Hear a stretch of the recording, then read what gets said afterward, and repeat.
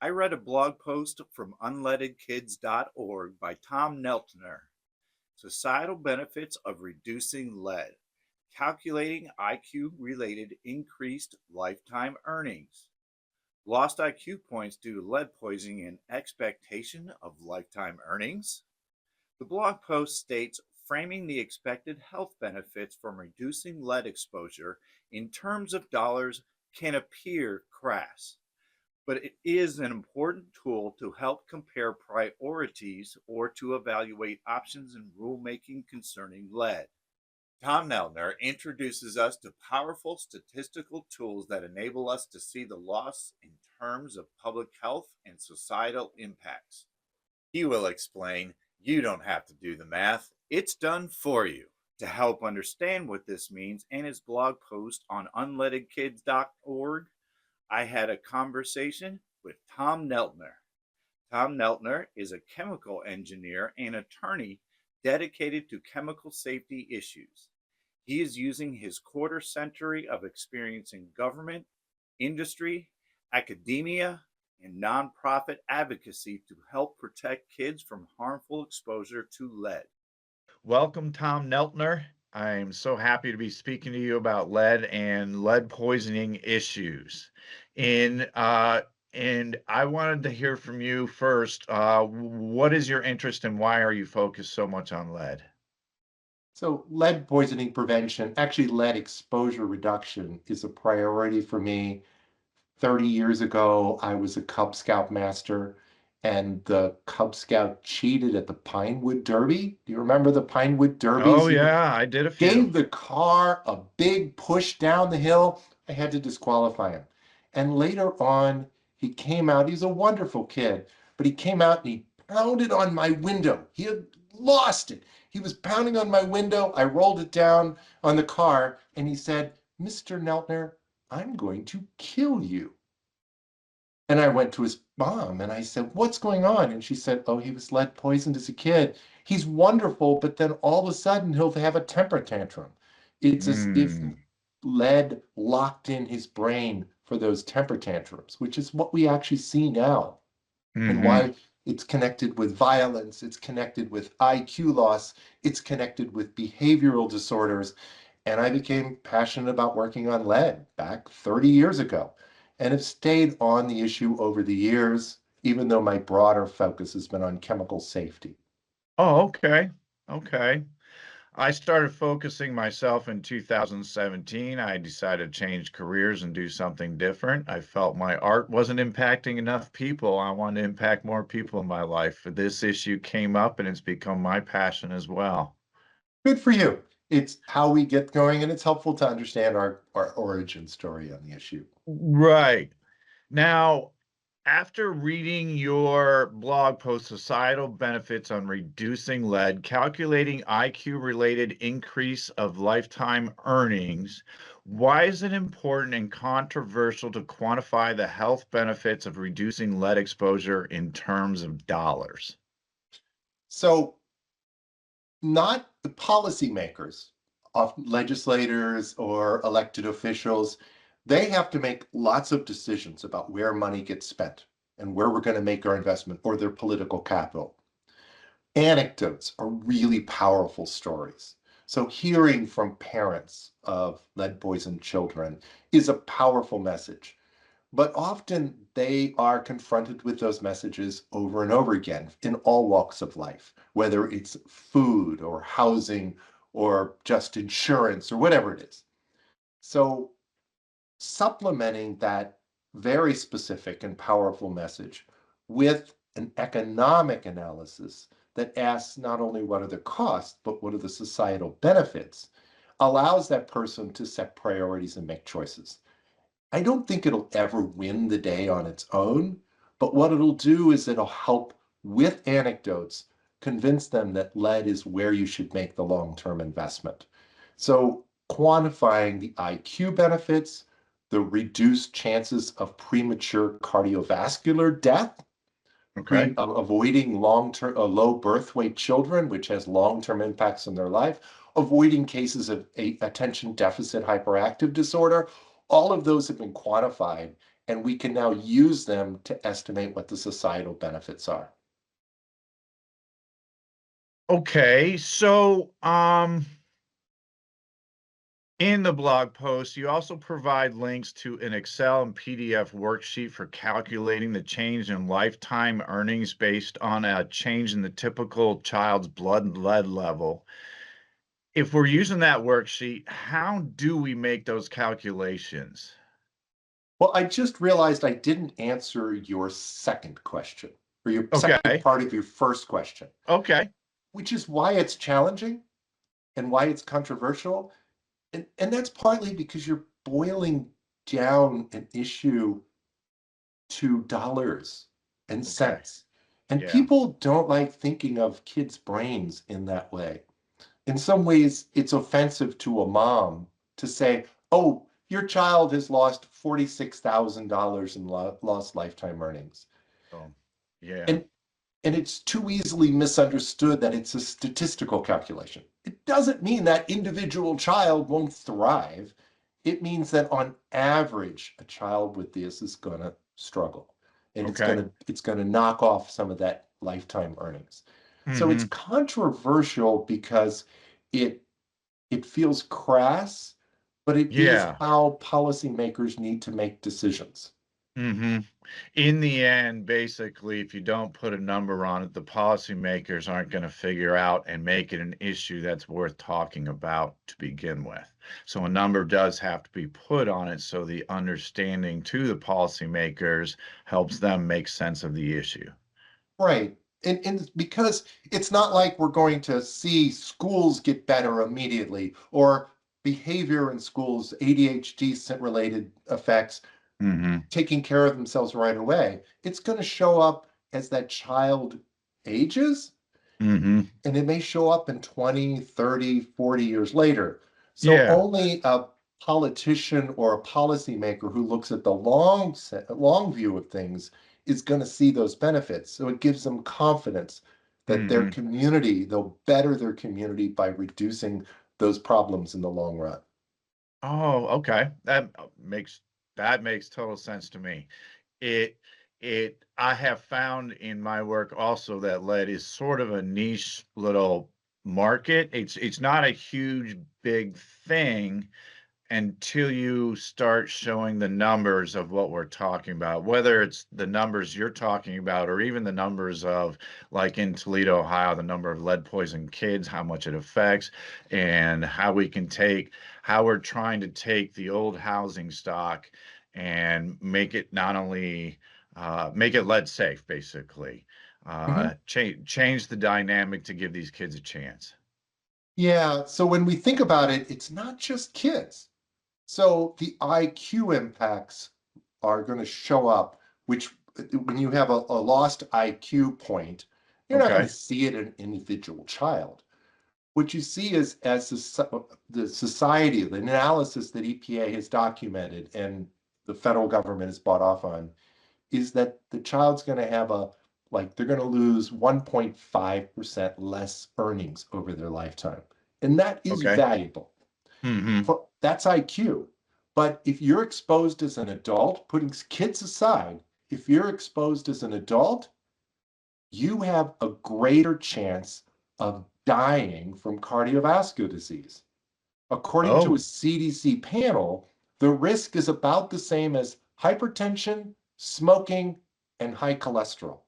oh, wow. I didn't know that. That you can avoid dying from it. And those numbers are really big because people don't like to die. Right. So even though it's a 1% chance, they've asked people to value, how much would you value a 1% greater chance of living? And that works out to be about $12 million a year.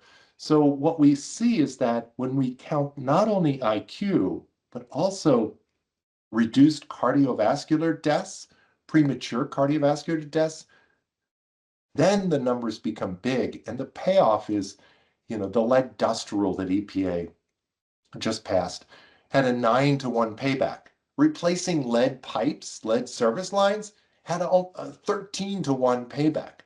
That's partly IQ, but that's also cardiovascular disease. We also see it for ADHD cases and for low birth weight children. All of those have been quantified. There's many other health effects, but they just haven't been quantified in a way that the federal government has bought off on for rulemaking. Okay. Okay. That does lead me to a question about with the recent administration, there's with the recent administration, what has changed with the lead reduction information, policy, and stuff like that? Um, because I know in Ohio, we just lost a bunch of money in our lead reduction program. I believe ours was 250 million last year, and we're now down to we're down less than 100,000. So with this new administration, how is this advocacy for lead poisoning and lead dust rules and all that? How is that going? So I think in Ohio, they were getting 20 million a year and it's now Yeah. down significantly. Yeah. I have my numbers pretty wrong. So what I see at the federal government Okay. is that the Trump administration is talking about lead as a priority, which is good. Hmm. The actions we're seeing raise some questions. They proposed big cuts to EPA, to drinking water replacement. They did sustain good funding for FDA. So we see problems and cuts. Hmm. Congress is saying we're not going along with that. So Congress has served as an effective backstop to those cuts that have affected lead. When it comes to policy, we we see some positive things like they're defending the rule they're defending the rule on replacing lead service lines, lead pipes, Hmm. which is a big issue in Ohio. Yep. They're also moving forward with lead dust hazard standards, those tightening of the standards, and they're moving forward on doing similar changes to soil. We did see some bad news. About 2 weeks ago, they rolled back tightening cleanup standards. So when they do go in and do a cleanup, not related to lead-based paint, but a Superfund cleanup or a Okay. hazardous waste cleanup, they said we're not going to do removals. Instead of doing removals at 1 or 200 parts per million in the soil, we're only going to do them if it's over 600, Oh, which is actually going backwards from where it's been for 20 years. It's a little disturbing because the same person who was doing that was saying, we're all behind these rules. We want to move tighter. So we're seeing mixed messages. It's too soon okay. to tell. I'm Okay. still hopeful. Most people have realized that lead is bad, and Right. Right. reversing progress on lead is a bad thing to do. So I'm still I'm still uncertain. Hmm. What we've seen is though overall the talk is good, the actions are mixed. Okay. Okay. Now, suppose we were going to spend $5 billion on a lead reduction program. Can you explain or talk about how much money in estimated benefits? I'm not sure how to explain that in my understanding of how this works. So the way it works here is you ask a question about what's the policy change going to do. Okay. So you say, I'm going to reduce dust lead exposure this amount. So Okay. kids will be exposed to no more than 5 micrograms per square foot on the floor instead of 40. And Hmm. you plug that into a model called the all ages lead model, and it tells you what the blood level benefits will be.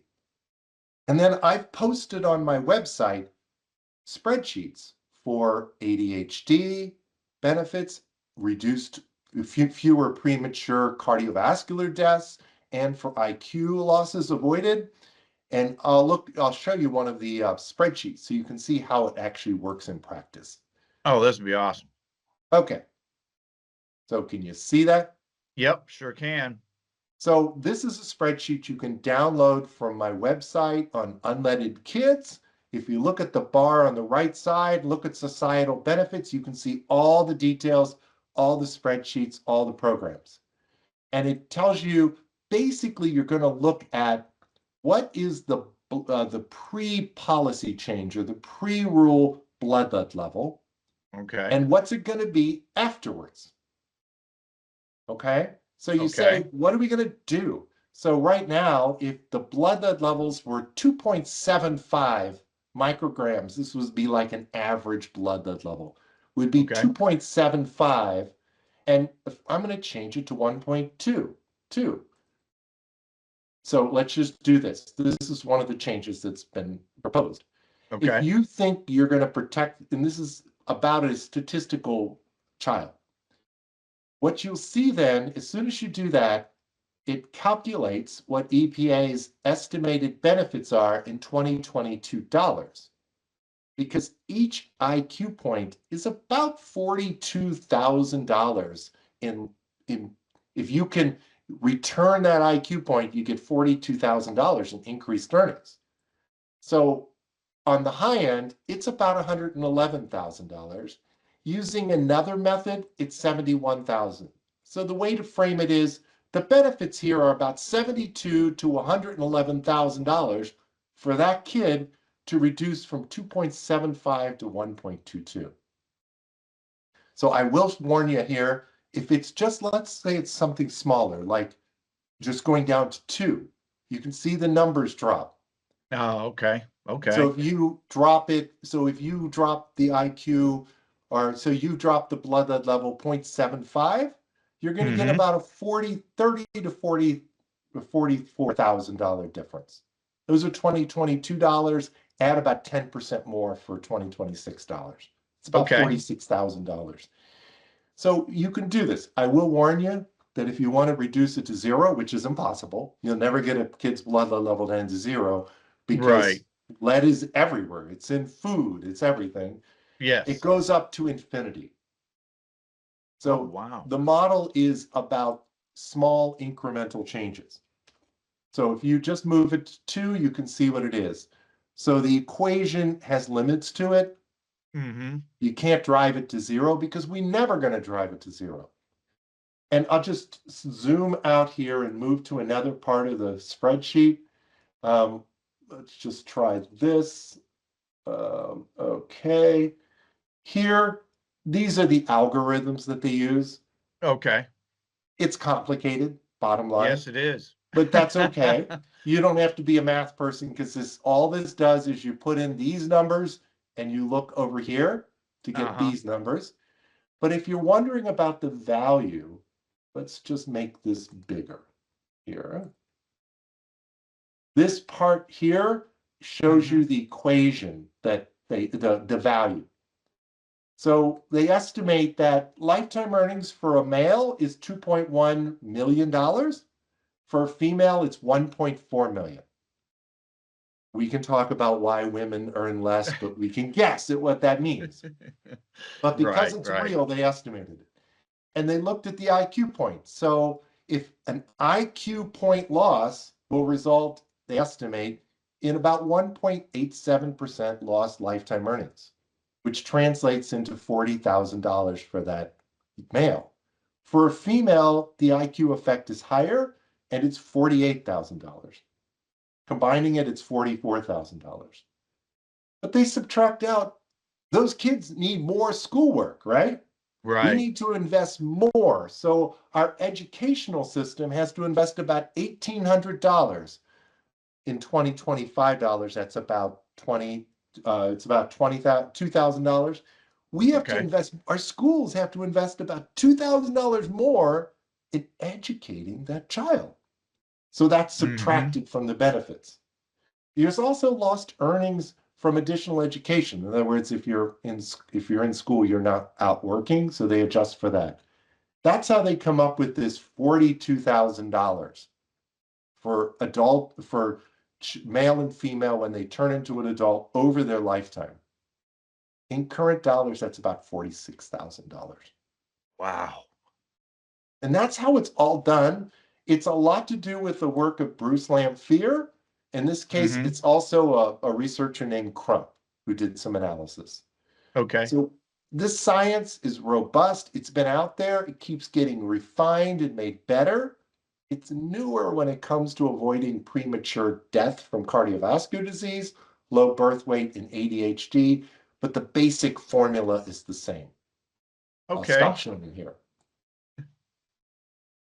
Thank you for that, because I did want an explanation of the Excel spreadsheet, because I thought it was really important to show that it's not, you don't have to look at it and look at the math problem and say, oh my gosh, I've got to do a bunch of math. No, it's worked out for you so you can see the reduction. I think that's really cool.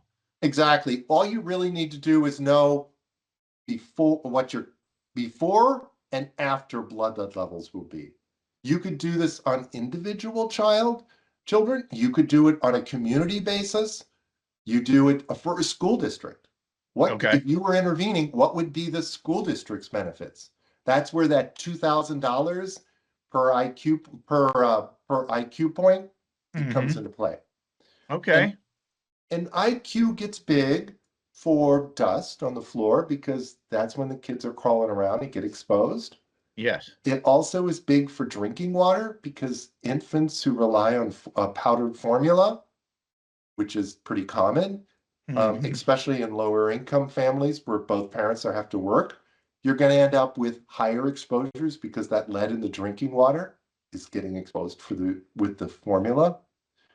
For adults, it's at the workplace or a construction project. If they're coming into the home and doing remodeling, they're exposed too. So that's Mm-hmm. cardiovascular disease. And then it's also pregnant women. You're going to have a higher risk of a low birth weight child. There's also some indications of preeclampsia, which is a devastating illness, especially for Black women, that can cause death too. Oh, So boom. there's Mm. lots of other things. The ones that drive it are lost lifetime earnings from IQ loss and cardiovascular disease that means premature death. Okay.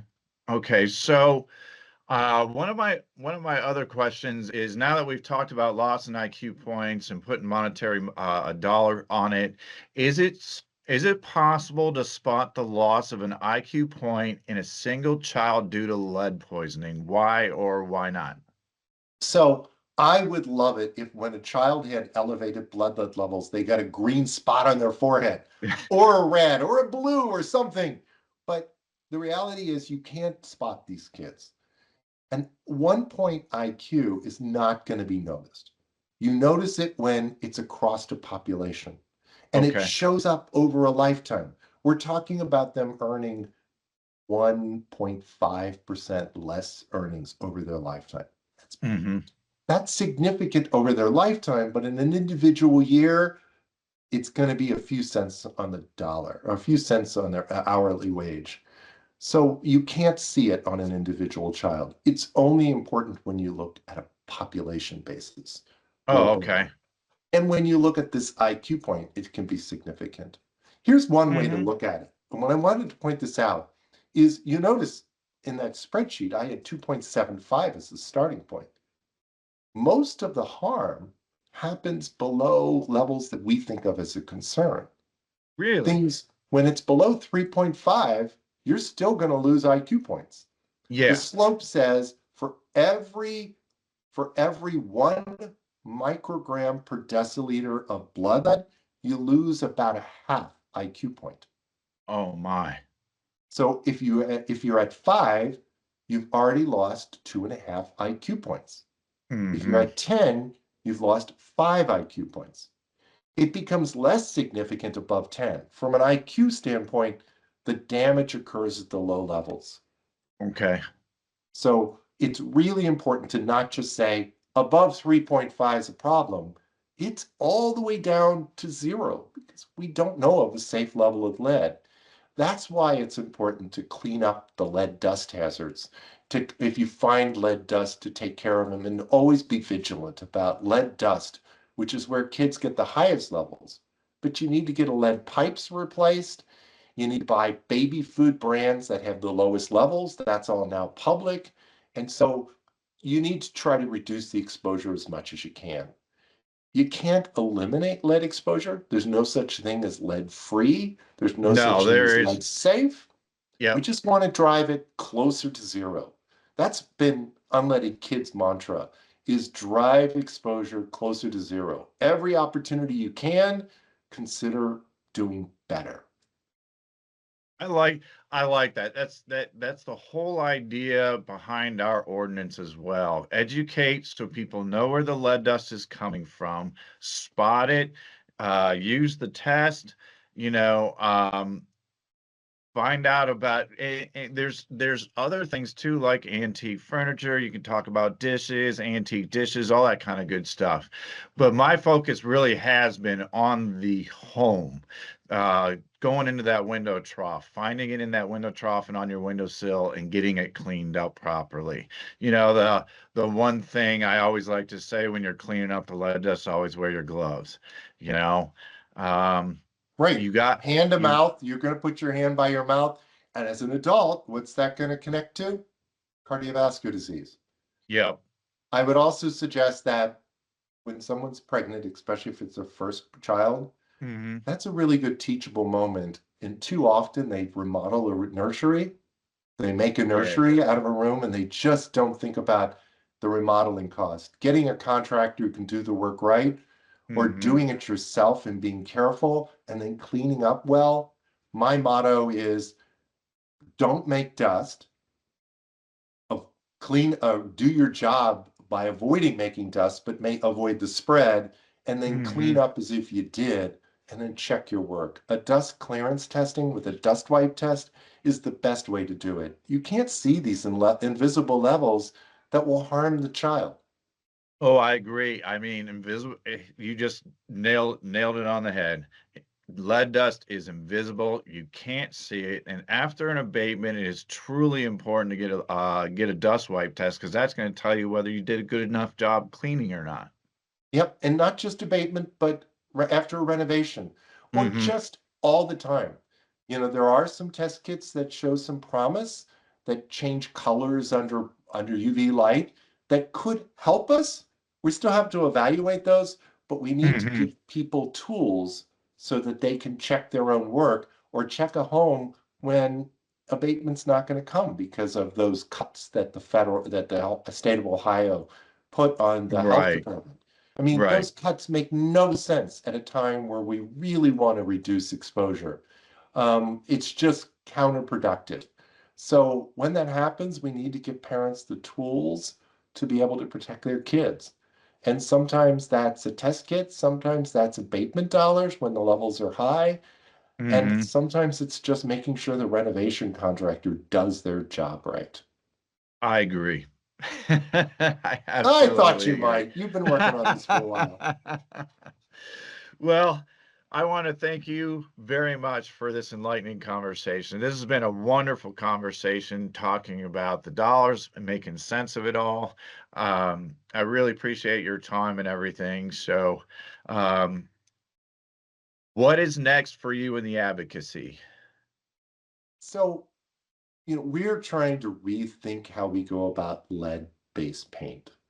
EPA is going to tighten the soil standards, Hmm. so any detectable level of lead is likely to be considered a hazard, and they're going to set an action level, probably around 100 or 150 parts per million. They're also going to change definition of lead-based paint. The current definition of lead-based paint makes no sense. What if you find lead in the paint and you do dumb things with it, like sanding it, it's going to create hazards. So we Hmm. need to recognize that any lead in paint is a problem. The goal is to not disturb the paint and to keep it in good condition. So we're going to look at Hmm. that, getting some of the rules that were passed over the past few years at the federal level into place at the local level. And of Okay. course, food is one that's not worth uh, one that we try to fix by working with the food companies. So we're going to go for spices, standards on spices that where they Oh, require spices are a tested. big one. Yeah. Yeah, and I can't tell you what the right number is. I can tell you that lower is better. Right. So the new model that's coming out of Illinois, Maryland, Virginia, California is requiring the companies to test every lot and put it on the post it on the internet so that people can see what that lot has. And that creates a market incentive to go lower. We've got it on baby food. It's coming on prenatal vitamins. where Okay. there's lots of lead, but we can also looking at trying to do it in spices. So always looking at every opportunity, how can you use the marketplace to lower levels? But that isn't a substitute for doing better on lead-based paint, which is where kids get the highest levels. And that's Yeah. where Toledo and Ohio have been leading the way, and we just need more of that. Excellent. Again, thank you very much for the conversation, and I really appreciate it. There are plenty of blog posts by Tom Neltner on lead, lead policy, perovskite instant lead tests, and more at unleadedkids.org. What is a perovskite instant lead test? Lumetallics. Spray the reagent, shine the UV light, and if it glows neon green, you found lead. Check out instantleadtestkits.com for video examples of Lumetallics in use. For more videos, lead safe resources, and lead safe inspections, go to leadpaintdetectives.com. Have a question? Reach out to me. I'm surrounded by experts, so if I don't know the answer, I know someone who does.